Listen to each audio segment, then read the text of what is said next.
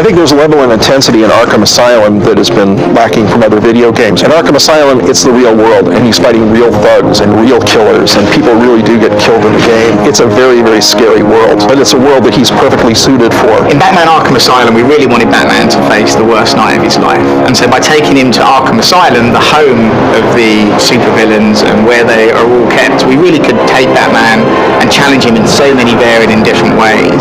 You're in this kind of dark universe where you're not entirely sure of anyone's motives. From the very first cinematic, when I saw the picture, it became really clear just how dark this was going to be. We wanted to create a game that was in a dark, gritty environment. Arkham Asylum really lends itself to that location and the kind of mood that every Batman fan really wants to play a game in.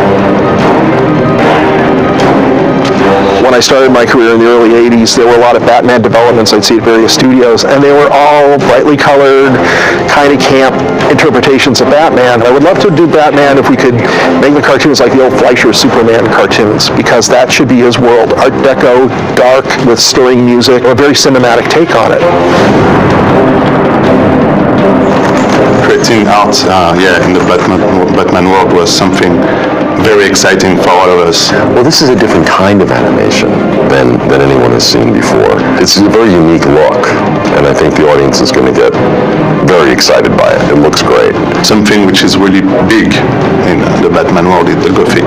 So we try to really kind of push the Gothic elements, the kind of like Victorian era, a lot of like metalwork. Gotham is an East Coast city, and it was built a long time ago, so there are a lot of English and European influences in its design, and that was perfectly captured. I think that's very appropriate, because Arkham is really bedlam, and it really does have the look of an old madhouse. Inside, there are some very sleek areas, there are some very steampunk-looking areas, but Arkham is really an old mansion.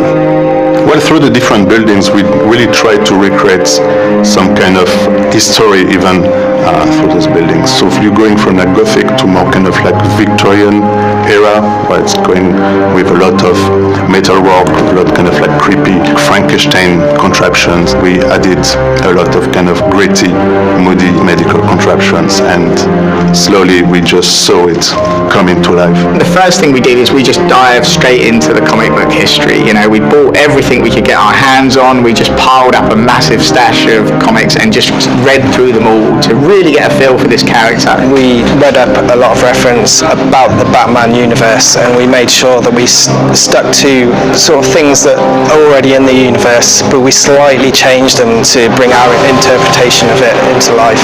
I think everyone's going to be happy with what we've done. There's not going to be people saying, no, it should be like this, it should be like that. They'll say, yeah, that works. I think it's also got kind of a dual audience, and one way we're using a lot of elements that maybe the comic book readers wouldn't get, but also we've got a lot of kind of little features in there where big Batman fans would enjoy and be able to spot. But it's also for the people that aren't big Batman fans, and they can also sit back and just enjoy the story.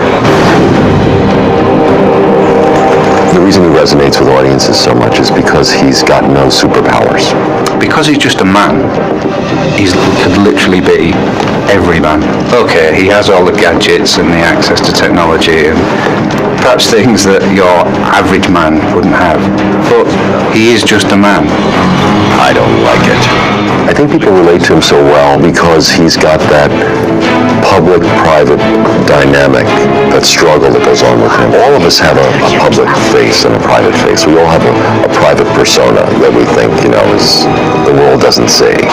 And so I think people relate to the character well that way.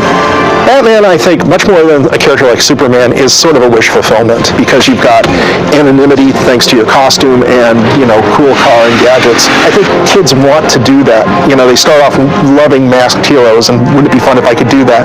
And I think it's just an extension that we carry through adulthood. We're at the moment now where we're thinking, God, I hope we can do this. I mean, I know we can, but now we have to.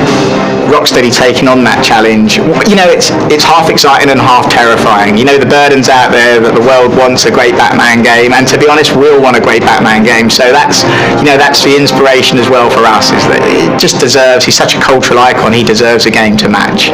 A lot of people at work say don't read the forums, but I just get addicted to reading them. I read them and it says Arkham Asylum, I can't wait to get it. A lot of people say bought, sold, yeah, we're going to buy this, and it really makes me excited. I can't wait for it to come out. We've got a lot of critics that will be kind of scrutinising this product, so we have to be careful in kind of what we show. Have to be very focused in terms of where we come up with the ideas. It's very exciting to see people thinking the game is looking great, but they haven't seen anything yet. I can tell to the Batman fans that we've been really digging through all the graphic novels and stuff, and the game is full of cameos, of references from 70 years of Batman history. This game has its roots buried really deep in the history of Batman, and that affects all the characters. Well, the great thing about Arkham Asylum as a location is that all of the major villains in the Batman universe have been there at one moment or other over the last, 70 years. So it's very easy to justify why Poison Ivy's there, why Bane's there, why Joker's there. Not so tight, boys. You'll crease the suit. Gotham is a unique city, and it's populated by unique supervillains, and you just can't send these guys to a regular jail. You need a location that matches their twisted nature. So Arkham Asylum was created as this hospital for the criminally insane, and only the worst and the craziest of the criminals were sent there. When you play the game, you can follow the story, but the more you know about Batman, the more this game's going to give to you. Most of the voices, for example, are considered the archetypal Batman voices. So we have Kevin Conroy as Batman, we have Mark Hamill as Joker, and when we recorded them, they just added a level that was unbelievable to the game. What they deliver is, because they've kind of done it before, they already have their own vision for it, which kind of lends itself very well to what we're doing coming from the comic and graphic novel side. What took you so long? They're playing characters that you've heard them play before, but we're not that game. We're a darker game. Batman is a very special experience. He's just a very special character. What are you doing?